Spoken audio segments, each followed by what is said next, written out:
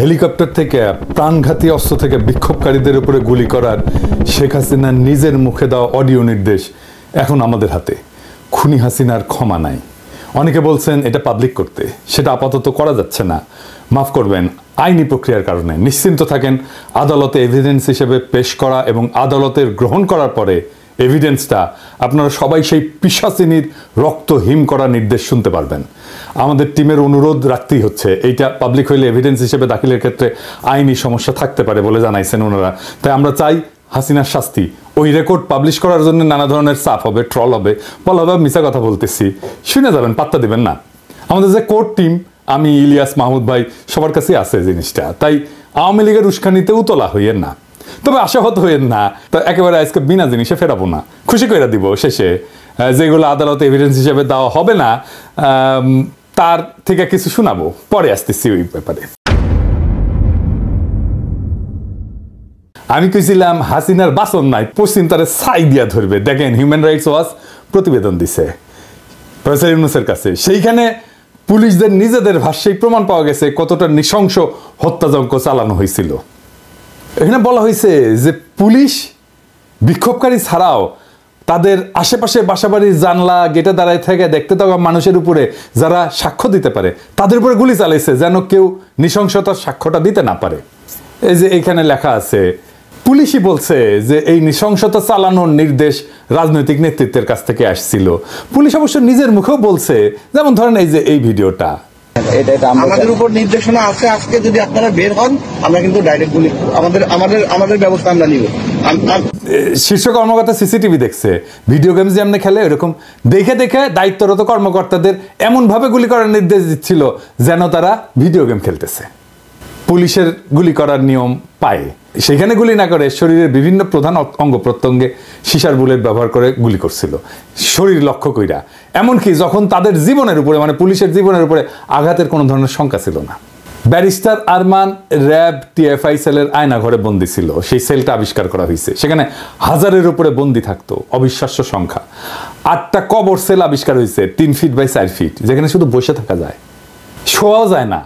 অনেক এভিডেন্স নষ্ট করা হইলো, পুরা স্থাপনা বিস্ফোরণে উড়ায় দেওয়ার পরিকল্পনা করছিল জল্লাদেরা, যেন এই এভিডেন্স বাইরে না আসে। ওই দিন যেন ফিরে না আসে, হাসিনার দিন, সেটা নিশ্চিত করার জন্য বিশাল কাজ বাকি আছে ভাইরা, এখনই ক্ষান্ত দিয়েন না। অনেকে বলছেন যে সিরিয়া যা 1 মাসে করলো, তা আমরা 6 মাসে কেন করতে পারি নাই? তার উত্তর হচ্ছে, আমাদের পুরো একটা হোস্টাইল প্রশাসনের সাথে কাজ করতে হচ্ছে। পুরাই তো হাসিনার প্রশাসন। বিপ্লবের পক্ষের শক্তিকে দূরে সরিয়ে রাখা হয়েছিল, তাই আমাদের ক্রুশিয়াল শক্তিকে কাজে লাগাতে পারে নাই সরকার। বিপ্লবের শক্তি নানা ধান্দায় ব্যস্ত হয়ে গেছে। তো এই কাজকে ফ্যাসিলিটেট করার জন্য যে প্রভাব, ইনফ্লুয়েন্স দরকার, তেমন মানুষের সংখ্যা তো কম। তবে কাজ হইতেছে, ভরসা রাখেন, সরকারকে নির্বিঘ্নে কাজ করতে দেন। দাবি দেওয়ার নামে অরাজক পরিস্থিতি তৈরি করে সরকারের চলার পথকে কণ্ঠকাকীর্ণ করে দেবেন না। এই সরকার যেন বেশি দিন থাকতে না পারে, এটাই আওয়ামী প্ল্যান, এটা এজেন্সির প্ল্যান। এই এজেন্সিগুলোর উপরে কর্তৃত্ব স্থাপন করা যায় না এখনো তারা স্যাপোটাস করে নানা জায়গায়। ভাই, ফেসবুকে চিল্লায় কাজ হয় না, মাঠে কাজ করতে হয়। সেটা সময় লাগে, এনার্জি লাগে, ঘাওড়াদের দাবরানি দেওয়া লাগে। এই কাজ যারা করতে পারবেন না তারা হুদাই লাগেন না মানুষজনের পিছে। আমার পিছনে লেগে আছে অনেকজন, আর কি লেগেন না, লাভ নাই আর কি, লেগে কোনো কিছু করতে পারবেন না আর কি। আমাদের এই মুহূর্তে করণীয় হইতেছে প্রফেসর ইউনূসের সরকারকে সর্বাত্মকভাবে সহায়তা করা। প্রফেসর ইউনূসকে বলতে হবে যে আপনার উপদেষ্টা পরিষদ পুনর্গঠন করেন, দক্ষ তরুণদের উপদেষ্টা পরিষদে অন্তর্ভুক্ত করেন। দেশের মধ্যে আওয়ামী লীগারদের দাবরানির উপরে রাখার জন্য সব ধরনের কৌশল নিতে হবে। আওয়ামী লীগের পক্ষে যেই কথা বলবে তারই দাবরানি দেওয়া হবে। দেশের বাইরে যারা আওয়ামী লীগের পক্ষে কাজ করতেছে তাদের বিরুদ্ধে আমাদের ফরেন মিশনগুলোকে সক্রিয় করতে হবে। ওই যে সেদিন দেখেছিলাম না, কানাডার একজন আমাদের ভাইদের নাম থাম ছবি টবি দিয়া প্রচার চালাচ্ছে, ওদের নাকি পিটাবে। ওই ইত্তেফাকের নাকি কানাডার প্রতিনিধি। ওই ইত্তেফাকে কানাডার প্রতিনিধি থাকে কিভাবে? ইত্তেফাক ভালো হইয়া যান। হাসিনার লেসপেন্সারি করেছে আপনার মালিক, এখন এই সমস্তকে আশ্রয় দিতেছেন, সামাজিক প্রতিষ্ঠা দিতেছেন। পুলিশে যারা অসহযোগিতা করতেছে তাদের নির্দয়ভাবে অব্যাহতি দিতে হবে। তারপরে সবার সম্পদের খোঁজ নিয়ে টান দিতে হবে। ইন্ডিয়ান সকল ইন্টারেস্টকে, সকল পণ্যকে বর্জন করতে হবে। ইন্ডিয়ার সাথে লটর পটর যারা করতে যাবে তাদের সামাজিকভাবে লজ্জা দিতে হবে। মিডল ক্লাস আর আপার মিডল ক্লাসের মধ্যে যারা আওয়ামী লীগের পক্ষে আওয়াজ তুলতেছে, কাজ করতেছে, তাদের দৌড়ানির উপরে রাখা হবে। সোশ্যাল মিডিয়া ফলো করা হবে। এদের সবার অপ্রদর্শিত আয় আছে, ফাইল ওপেন করেন, কিছু করতেও হবে না, শুধু ফাইল ওপেন করেন, পেটের গু শুকায় জিলাপি ঘুটা হয়ে যাবে। যারা হত্যা করছে আমার ভাইদেরকে, সন্তানদেরকে গুম করছে, পুলিশ, র্যাব, ডিজিএফআই, এদের প্যাকেট করে ফেলতে হবে। বাধা দিতে থাকলে এমন কৌশল না হবে যেন বাধা দিতে না পারে। আমার কাছে কৌশল আছে, ওই জাউরামুর স্ট্র্যাটেজি আছে, শিওর শট। হ্যাঁ, সোহরাদ্দির বডিগার্ড, ওই যে হ্যাঁ সোহরাদ্দির বডিগার্ড, ওই কি ছিল ভদ্রলোকের সাথে ভদ্রতার, জাউরাদের সাথে ডাবল জাউরামি। নাহলে আপনি গেলে মরছেন। আমি সেটা ফলো করি। ইন্ডিয়ার এখন মূল প্ল্যান হইতেছে প্রফেসর ইউনূসকে সরানো। প্রফেসর ইউনূসের ব্যাপক আন্তর্জাতিক গ্রহণযোগ্যতার জন্য বাংলাদেশে ইন্ডিয়া কিছুই করতে পারতেছে না। প্রফেসর ইউনূস ইন্ডিয়ার গলার কাটা হইয়া দাঁড়াইছে, এই কাটা সরাইতে চাইতেছে ইন্ডিয়া।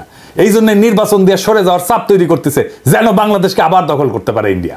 বাংলাদেশের রাজনৈতিক দলগুলো না বুঝা আওয়ামী লীগের সাথে আনন্দ চিত্তে ইন্ডিয়ান এই পরিকল্পনা বাস্তবায়নের জন্য কামলা দিয়ে দিতেছে।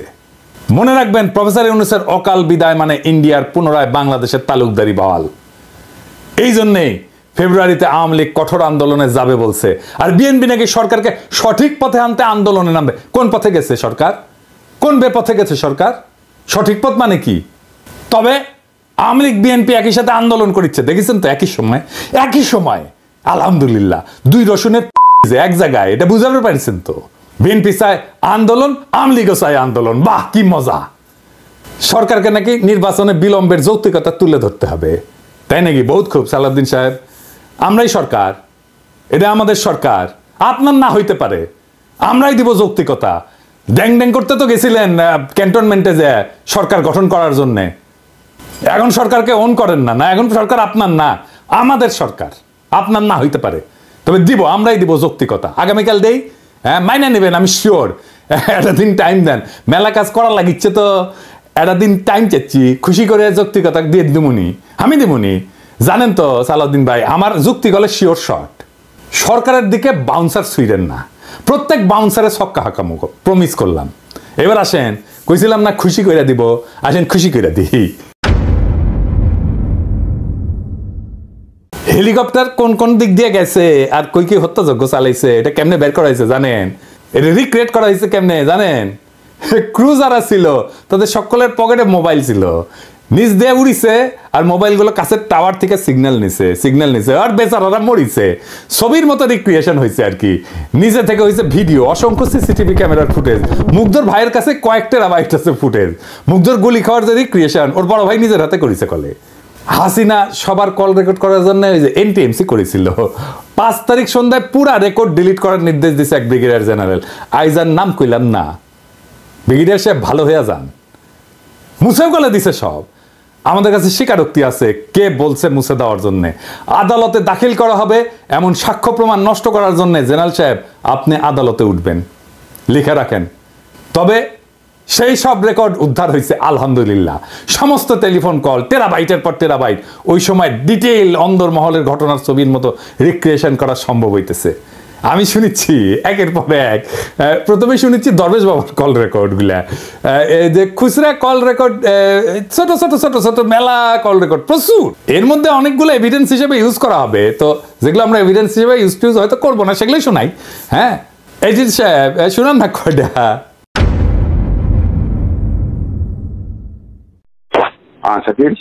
স্যার ওরা আবার আসছে এটা করতে, তো এর মধ্যে আর্মি নাকি একবার ছিল, তখন এখন কি অবস্থা হয়েছে ভাই? আমার তো ডিটেল দরকার নেই। এখন কি অবস্থা হচ্ছে?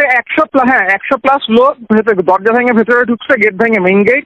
এখন হচ্ছে ওরা আগুন দিচ্ছে আমাদের র মেটেরিয়ালস গুলো। আর্মি আসে না? আর্মি তখন হয়তো একবার আসছিল, বাট ওটা আবার চলে গেছে। মানে এখন নতুন হচ্ছে বাঞ্চ আসছে, এখন নতুন করে হচ্ছে আবার জড়ো হয়েছে। আর শাকিল ওখানে কি অবস্থা? ওখানে হ্যাঁ, ওখানে ওই খাতারের ওখানে ওরা স্টে করতেছে, আর মাঝে মধ্যে ড্রোন পাঠাচ্ছে উপর দিয়ে, এবং এখন একটু পিছনে হটে আছে, বাট স্টে করতেছে ওখানে এখনো। এই মাত্র কথা বললাম, বলবো যে এখনো ওরা স্ট্যান্ড নিয়ে আছে যে সুযোগ পেলে আবার ঢুকবে।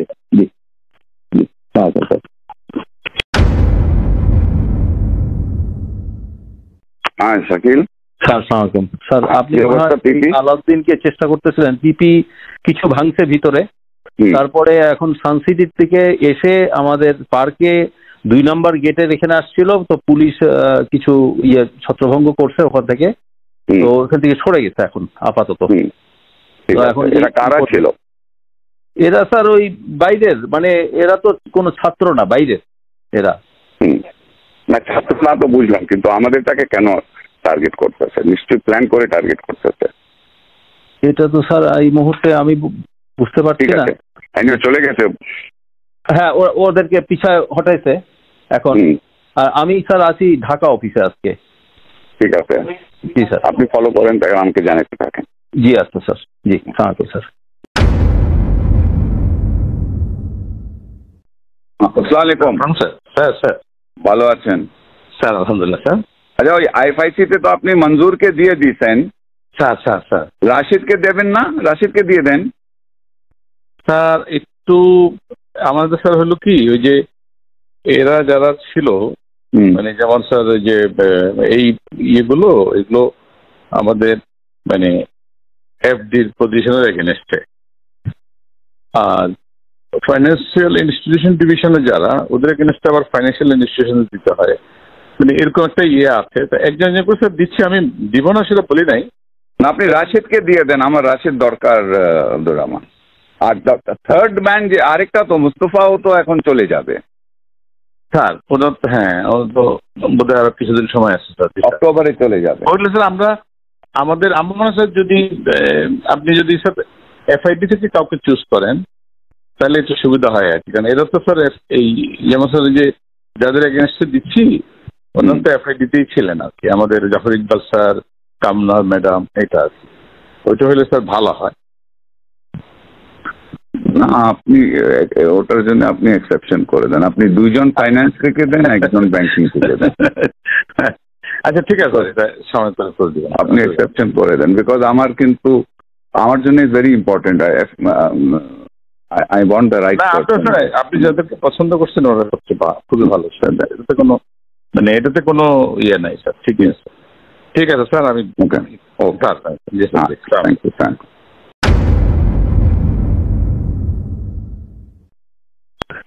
সালমান ভাই, হ্যাঁ আপনি কি গণভবনে? হ্যাঁ, আমি আসতেছি আর কি। এটাই আচ্ছা। আপাবদা ওই যে ইয়েদেরকে ডাকছে, ফ্যামিলিদের বললাম। কোন ফ্যামিলি? ওই যারা গুলি খেয়েছে। আচ্ছা আচ্ছা, আজকে 11টায় ডাকছে।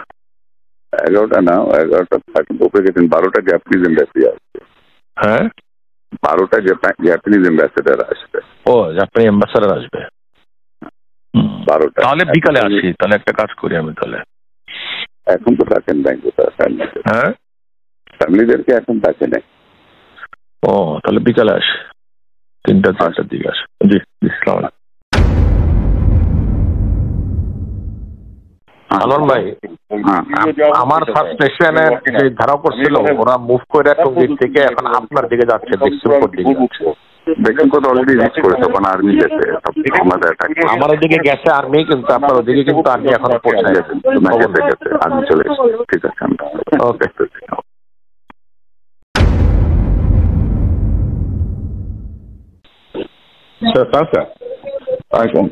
আচ্ছা, আরেকটা ওই আপনারা যে ন্যাশনালাইজ ব্যাংকে কি ডিএমডি প্রমোশন হচ্ছে নাকি? না স্যার, এখনো ধরা হয়নি। ধরা হয়নি? কবে ধরবেন? লিস্টগুলি চাইছেন নাকি? ব্যাংকগুলি থেকে লিস্ট গেছে আপনাদের কাছে, তারা এলিজিবল হইতে পারে, কিন্তু হ্যাঁ হইতে পারে, এখনো প্রসেস শুরু হয় না এইভাবে। এত চিন্তা ভাবনা। ও আচ্ছা, ওরা নিজেরা হয়তো লিস্ট দিচ্ছে। ও ডিএমডি তো স্যার হলো যে জিএম থেকে হয় আর কি। জিএম থেকে ডিএমডি হয়, তো ওটা আপনার প্রসেসটা কি কবে শুরু করবেন? এটা স্যার আরো সময় আছে, বসতে হবে, সময় আছে স্যার। ঠিক আছে। আমার একজন আছে, আমি আপনাকে হোয়াটসঅ্যাপে নাম পাঠিয়ে দিই। ওই জনতা ব্যাংকের মিজান বলে একজন আছে, জিএম, সিনিয়র মোস্ট আছে। সে সিনিয়রিটিতেও সে পাবে, ইজ ভেরি গুড। যখন শুরু করবেন তখন একটু খেয়াল রাখবেন। আচ্ছা ঠিক আছে, ওকে, thank you sir.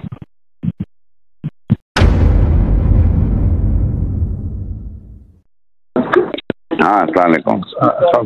Salman Billur is in Molvi Bazaar for a local meeting with all the MPs and all that. Okay. Can you meet tomorrow? Sure. Give me a call tomorrow. Okay.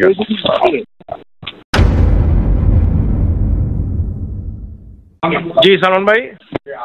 Bipu রোববার 11টায় হ্যাঁ আমি বিডাতে ওই ব্যবসায়ীদের সাথে একটা sitting করতে চাচ্ছি। আচ্ছা, খুব ভালো হয়। ওই দিন তো 450 জনের সাথে বসলাম। হ্যাঁ।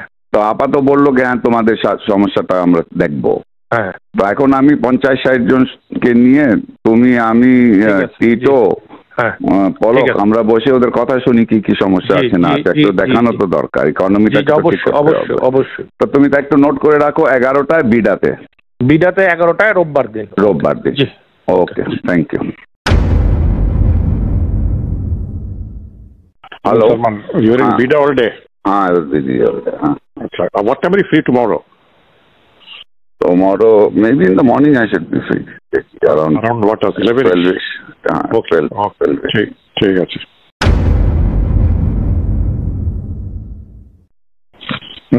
Are you back in office or? No, I'm not back. I will be back. Come to my home around 5:30 or 6 o'clock. Okay. Come to my home at 6 o'clock. That is better. We'll do that. 6:30 do that. ঠিক আছে। Pasha আসো। Okay. Hello. Lines are not there, right? Hello.